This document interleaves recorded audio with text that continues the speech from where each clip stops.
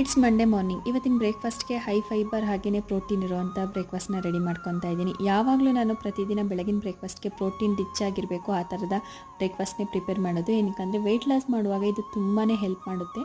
ಇನ್ನು ಮುಂದೆ long ವೀಡಿಯೋನಲ್ಲಿ weight loss ಜರ್ನಿದು ವೀಡಿಯೋಸ್ನ ಅಪ್ಲೋಡ್ ಮಾಡ್ತೀನಿ. ಸಾಕಷ್ಟು ಜನ ಕೇಳಿದ್ರಿ ಲಾಂಗ್ ವೀಡಿಯೋಸ್ ಅಪ್ಲೋಡ್ ಮಾಡಲಿಕ್ಕೆ, ಸೊ ಅದು ಅಪ್ಲೋಡ್ ಮಾಡಿರಲಿಲ್ಲ.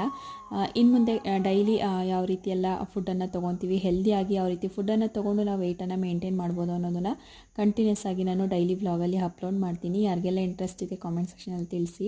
ಹಾಗೆಯೇ ಇವತ್ತಿನ ಬ್ರೇಕ್ಫಾಸ್ಟ್ಗೆ ಚಪಾತಿ ಜೊತೆಗೆ ನಾನಿಲ್ಲಿ ಸೋರೆಕಾಯಿ ಕ್ಯಾರೆಟನ್ನು ಮಿಕ್ಸ್ ಮಾಡಿ ಪರೋಟ ರೀತಿ ಮಾಡ್ತಾಯಿದ್ದೀನಿ. ಇದನ್ನು ಮೊಸರು ಜೊತೆಗೂ ಕೂಡ ಹಾಗೆ ಕೊಡ್ಬೋದು, ಅಥವಾ ಅದಕ್ಕೆ ಕಾಂಬಿನೇಷನ್ ಆಗಿ ಇಲ್ಲಿ ಬಾಳೆಕಾಯಿ ಕಡಲೆಕಾಳನ್ನು ಹಾಕಿಬಿಟ್ಟು ಕಾಳು ಗೊಜ್ಜು ರೀತಿ ಮಾಡ್ಕೊಡ್ತಾ ಇದ್ದೀನಿ.